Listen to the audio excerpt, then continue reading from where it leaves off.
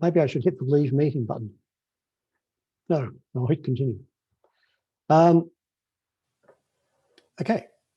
Tonight we'll talk about impermanence, Anichia. I'm preparing some talks to be given to Heart Insight, which is the local meditation group in Brisbane. I think it might be possibly 5 talks, but I want to go through the 3 characteristics, Anicca, Dukkha, Anatta. So here tonight I'm going to be talking about Anicca, the first of the 3 characteristics, and where they fit is that when the Buddha talks about insight, quote unquote, the insight of insight meditation, what he's talking about is insight or perceiving the 3 characteristics of Anicca, Dukkha, Anatta. Impermanence or change, Dukkha is pain or unsatisfactoriness, and Anatta is not self. So let's start. Tonight we'll just talk about impermanence, but linking it to the other 2 characteristics, because they always come as a bundle. Basically, if one of them is there, all 3 of them are there. It's just a question of where one's perception sits. And we'll take as our text some advice the Buddha gave to his son, Rahula. Cultivate the perception of impermanence, Rahula, for when you cultivate the perception of impermanence, the conceit, I am, will be abandoned. And just to look at the Pali, the word that he uses for cultivate is bhavana, which is what we normally translate as meditation. So another way of translating it would be meditate on the perception of impermanence. So this business about impermanence is very important to the Buddha's teaching. So for him, for example, delusion is always characterized by a denial of impermanence. And awakening is always characterized by a clear perception of impermanence. Now, if we ask, so what do we mean by impermanence? Or rather, what does the Buddha mean by impermanence? It's important to realize that this is not some kind of philosophical position. He's not saying, here's this doctrine of impermanence, and your job as a good Buddhist is to believe it.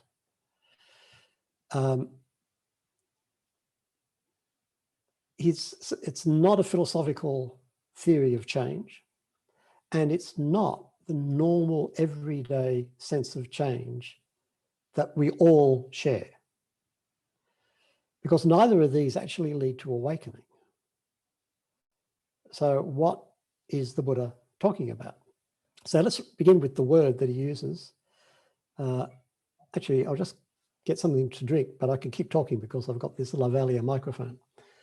The word is Anicca, which is a Pali word, and it's a compound, and it begins with a, the negative prefix, and nicca, which means permanent. So anicca, not permanent, impermanent. And now that I'm back, could I just get a show of hands? Did anybody not hear me when I was over there? I'm just checking how far this range of this microphone goes.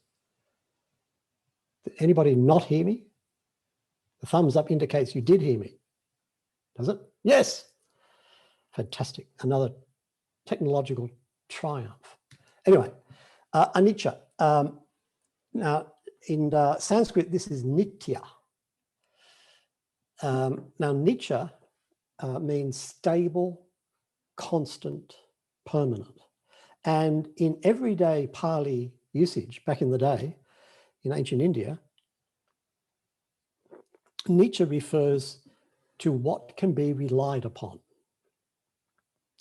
So, for example, you have nicca dana, a perpetual gift that you might make to a monastery. In other words, a gift which is going to last for a very long time, and therefore we can depend upon it. Or nicca bhatta. Bhatta is food. So nicca bhatta is a continuous, reliable food supply. So we don't have to worry about running out of food. We've got plenty, and we're going to have plenty. So if something is Anicca, it lasts a long time, and therefore it can be relied upon. If something is Anicca, impermanent, that means it is unstable, inconstant, discontinuous, and therefore unreliable. It cannot be depended upon. It cannot be trusted. And this is why there's the link between anicca and dukkha, between change and suffering. When we rely on something unreliable, sooner or later we are disappointed. And that's built in. It's not that we might be disappointed. We are disappointed again and again and again and again in whatever we project permanence into. So the idea of the permanent is very important in Indian thought. So in the Buddhist time, the nitya, the permanent, was regarded, and still is today in much Indian thought, the ground of things that gives them their stability. So in the Upanishads, for example, the nitya, the permanent, is the Atman, the essential self that underlies everything. And in other traditions, the nitya, the permanent, might be God. Again, reliable, lasting a long time, reliable. But what the Buddha is saying is there is no such ground. It doesn't exist. There's nothing that underlies and stabilizes what we experience as the world. In other words, it's change all the way down. And again, notice that this is an empirical statement, not an ideological one. He's not saying, believe that there is no ground that stabilizes your experience. He's saying, see if you can find anything in your experience that does not change. And by the way, good luck with that. So it's an empirical statement. So it's based on a practice. And it's not simply that things change, as we've already pointed out. So in meditation practice, and I suggest you try this afterwards when we sit, a good place to perceive change is in the experience of distraction. When I teach retreats, I often like to ask the meditators, have you ever experienced distractions? And one or two of them confess that they have. Let's say I'm sit and I decide I'm going to keep my awareness on my meditation object. Let's say breathing. Suddenly I realize that I'm thinking of something that happened yesterday or that may happen tomorrow. Now let's assume this is you. Did you make a conscious decision? It's time to have a good think. Or did it happen despite your intention to stay with the meditation object? So in general, my guess is it's the latter. It just happens. So if we go through this experience enough, we begin to notice that not only does experience change, so we're swinging between meditation object and distraction, but we do not control these changes. They just happen. In other words, I begin my practice assuming I'm in charge of the project, and it doesn't take very long before I realize I am not. If anything, it is in charge of me. Now, this lack of control, perceiving this lack of control, creates anxiety. That's the natural response to it. We could even say that if we have not felt anxious because of impermanence, then we haven't yet perceived impermanence. We haven't reached that perception. Because we spend a lot of energy resisting the perception of impermanence. So in the big scale, I think a very good example is climate change, or global warming. So there are people who seem emotionally incapable of acknowledging that the climate actually is changing, emotionally rather than intellectually. And why is this so hard for a lot of people to acknowledge? Why is there so much resistance to it? Now, maybe it's because to face this change requires a radical letting go. We cannot continue to live the way we have been. Business as usual is not an option. And for many people, this is just too much to bear. It's just too painful. Not the theory, not the science, but the effect that this perception must have on the way we live once we admit its reality. So I think that's where a lot of the resistance is. And it's, from the Buddha's perspective, it's a classic instance of resisting the perception of impermanence and instead cultivating the perception of permanence. So this perception of impermanence is more than intellectual. It's not about a belief. When we really understand the fact of change, this moves us in some way.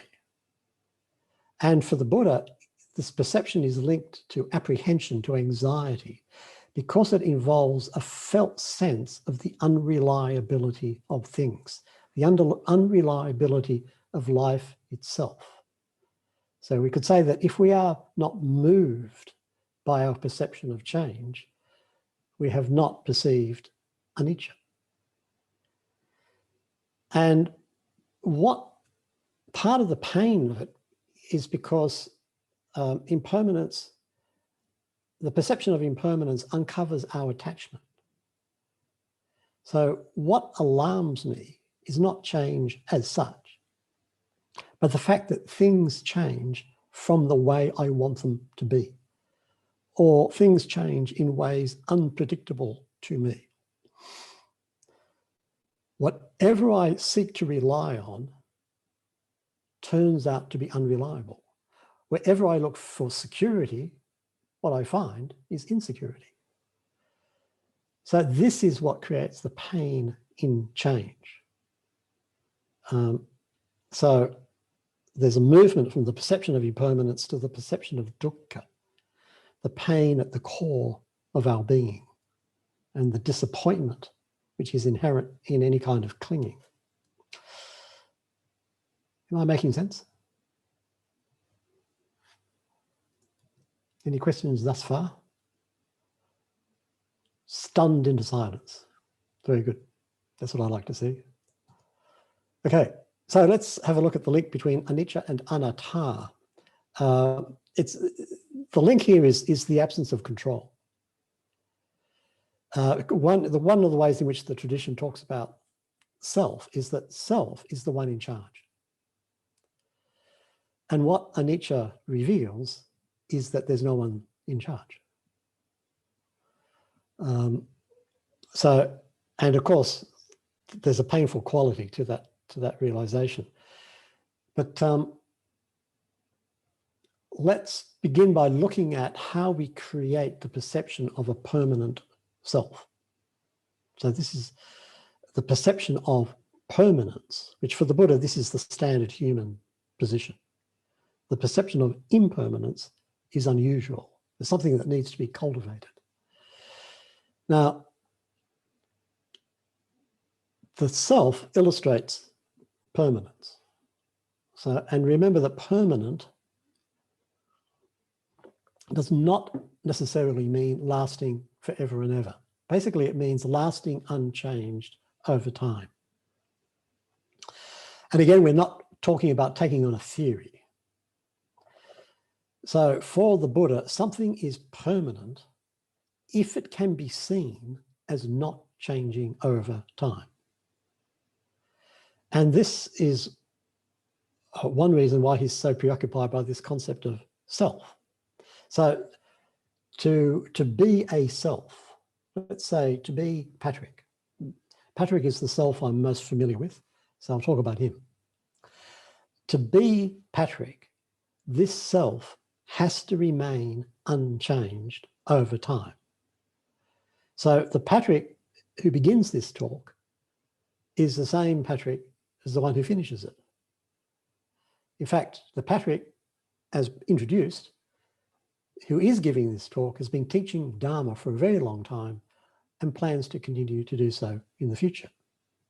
So this is the perception of permanence in the self. But what is it about Patrick that actually remains unchanged over time? Now, if I'm not paying attention, there's an apparent stability. But this comes through concept. For the Buddha, the self we take for granted as real, as ourselves, is real only as a concept. Now, it's a useful concept. It gets me through the day.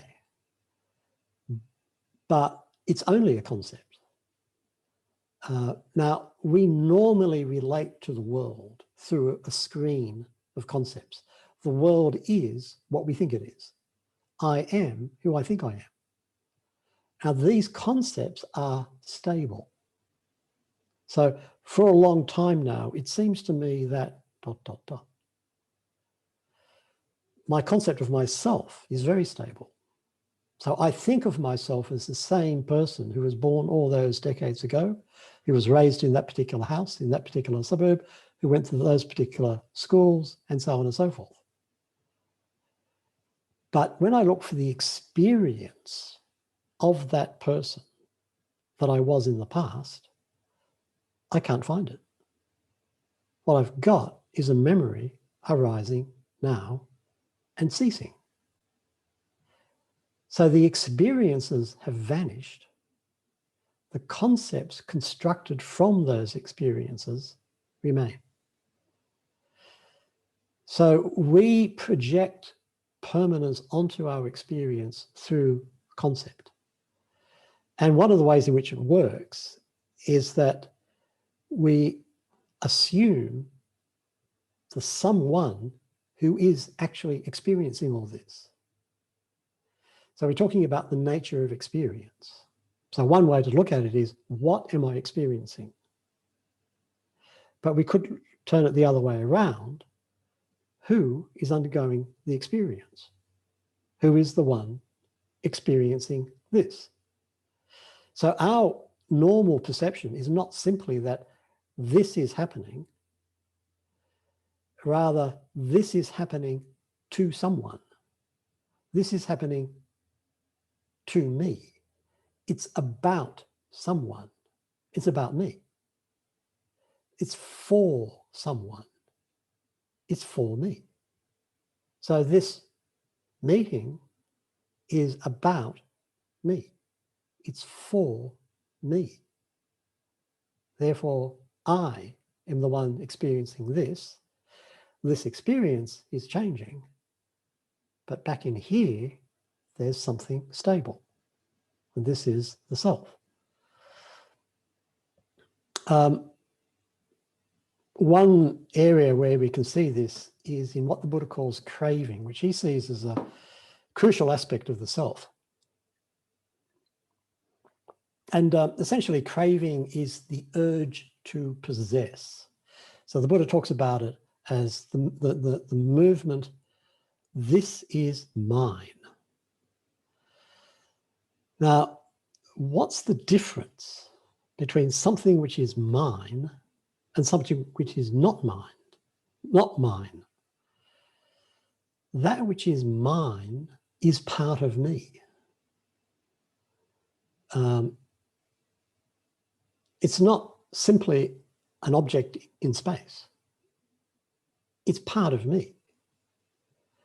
And to violate it is to violate me.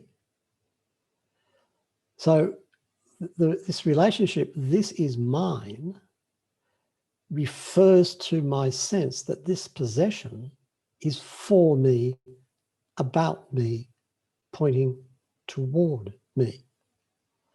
And we make this move all of the time, where we build a self out of it. So if we ask, well, what is this experience for? Like, what is this meeting, this online meeting for? It's not for nothing. It's not that it has no purpose, no meaning. Its purpose is to satisfy me in some way.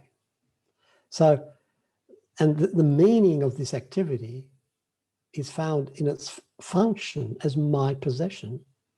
And if there is a possession, there must be, in the background, its owner, the one who possesses, the one for whom all this is happening.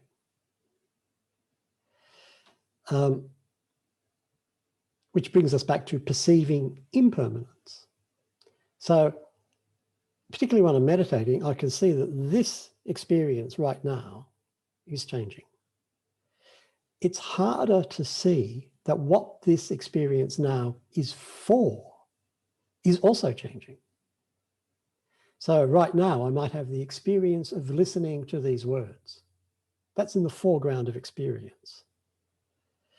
But what this is for is in the background, the one who is learning about impermanence. And in your experience right now, is there a sense of stability back there? And is that stability based on its hidden nature, its unexamined nature?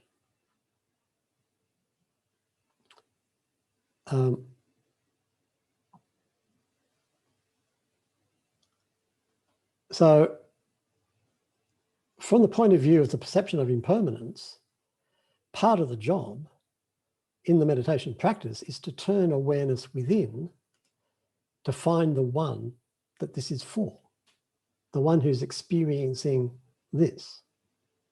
This can be an interesting exercise. Some people do it. And if you can find something, what people will say is that I can see my sense of myself experiencing this. But of course, what's that for? It's for the person, the self, further back. It's like an endless going back, and never actually finding the foundation. Because whatever we turn our attention to, first of all, that changes. It does point to something further back, what it's for, but as soon as we find that, we realize, well, that's changing, although that's pointing to something back. And we never actually land there. So this is one reason why the perception of impermanence goes so deep.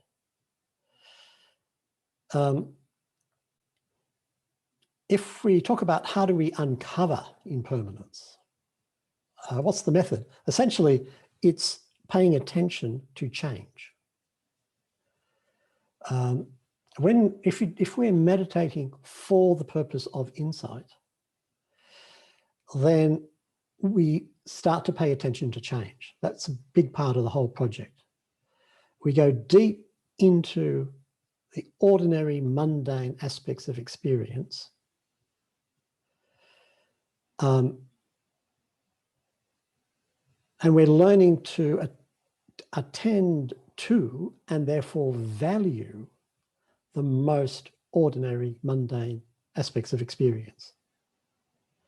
Because we're not interested in having a particular kind of experience, but in discovering how experience itself moves. One writer compared this to like looking for a needle in a haystack.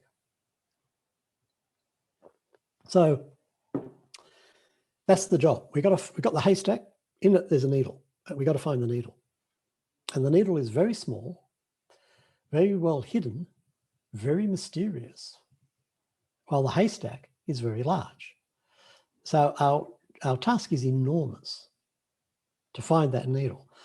Now, of course, the needle represents enlightenment or some kind of special insight. And the hay represents our normal, everyday experience. that we have come to see as unsatisfactory, because that's why we're here.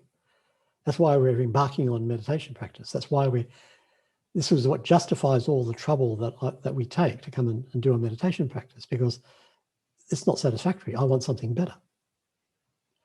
So when we're practicing, we're carefully going through the haystack, looking under each tiny little blade, hoping one day to find that needle. Eventually, we realize that what we're looking for is the hay. And this is the perception of impermanence. It's already here. Impermanence, change, is already happening. It's just that we have to train ourselves, or it's just that we have trained ourselves to not notice it. We've actually gone to a lot of trouble over a long time to not notice impermanence. So if we want to uncover impermanence, we need to return to the obvious, to return to what we assume we already know, and learn to see it in a new way. And this is why we can talk about learning to value the mundane, that which we normally overlook because we want something special. So in meditating for insight, we're interested in what we could call the flavors of change. So things change. Okay, that's pretty obvious. But how do they change? So our job is to become, in a sense, connoisseurs of change.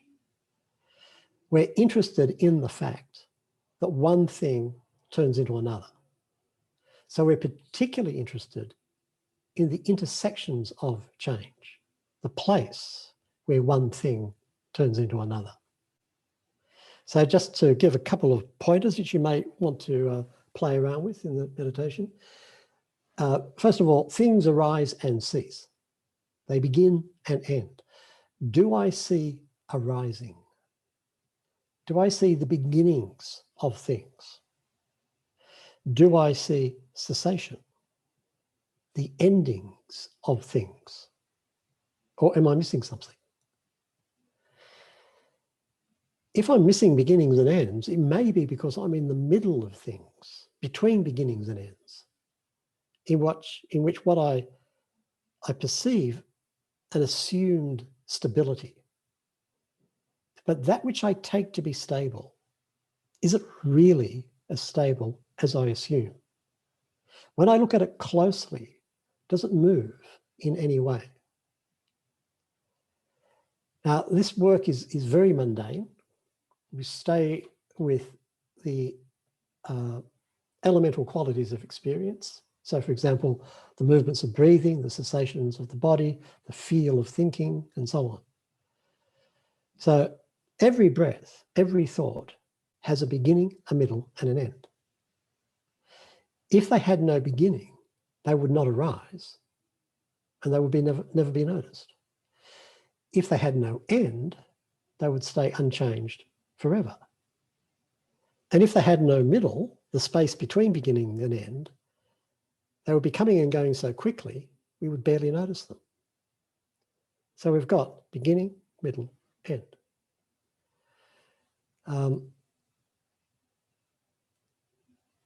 Sometimes I find myself staying with the meditation object. Everything seems smooth. Does this smoothness itself change? And the meditation object, is it really the same as before? Or is it changing? And if it is, how? Is it like waves, for example?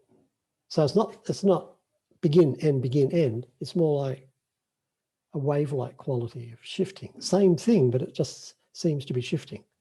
And if it's like waves, are they choppy or smooth?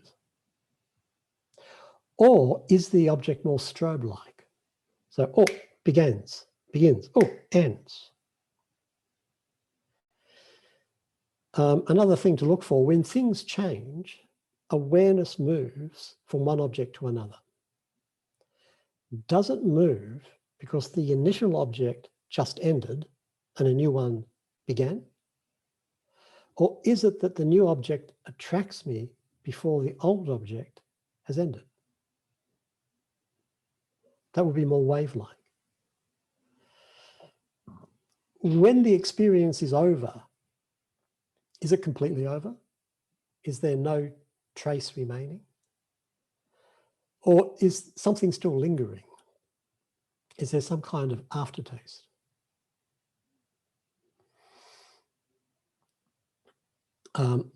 Another area to see impermanence is in the relationship between the meditation object and the mind which knows the meditation object. So the object is changing, but so is the mind that knows the object. So sometimes we like the object, sometimes we dislike it.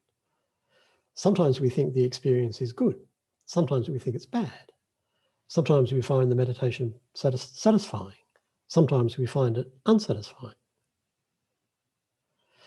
So can we drop our obsession with how we think things should be long enough to see how they are and how they change? Can we drop our preoccupation with the object of experience long enough to check the mind that is doing the experiencing? Is that changing?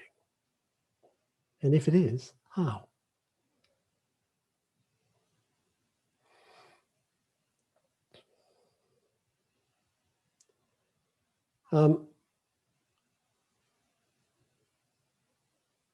The aim is to see sufficiently deeply into impermanence that we are transformed by it. And that happens as a result of seeing that everything changes, including the one who is experiencing change. In the discourses, in the suttas, the first stage of awakening is indicated by a little Pali verse, which in English can be translated as, whatever is of the nature to arise, all that is of the nature to cease. Whatever is of the nature to arise, all of that is of the nature to cease. This is the realization that indicates seeing the Dharma for the first time. Now, so if we ask, what is of the nature to arise? Well, roughly speaking, everything, except awakening itself. And now this represents an understanding and an acceptance of change all the way to the bottom. And we resist this depth of understanding because it involves admitting failure. We've tried to establish a sense of stability and therefore a sense of satisfaction. And as we said, one of our basic strategies is possession, to claim as mine. So we relate to every experience as mine, as for me. And while we might be persuaded, we might be able to accept as we get older that these attempts have failed in the past, we're not prepared to accept that this failure is in the very nature of experience. We're not prepared to accept that any attempt to gain any kind of lasting satisfaction through possession are doomed. So this involves moving from the particularities of experience to the universal fact of change itself, which we don't have time to go into tonight. But basically, this realization of the universality of change and therefore the futility of resisting it. This is the entrance into Anicca Sanya, the perception of impermanence. And that surrender of resistance is absolutely central to the perception of impermanence. So we no longer resist our lives, but surrender to, this is what's happening.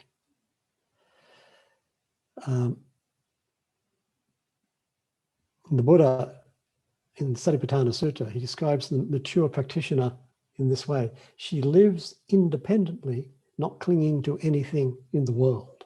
So this is a mature perception of impermanence. This is what he's talking about. So any questions or comments before we start the meditation? And if we've got time, we can have a chat afterwards, after we turn off the dreaded recording.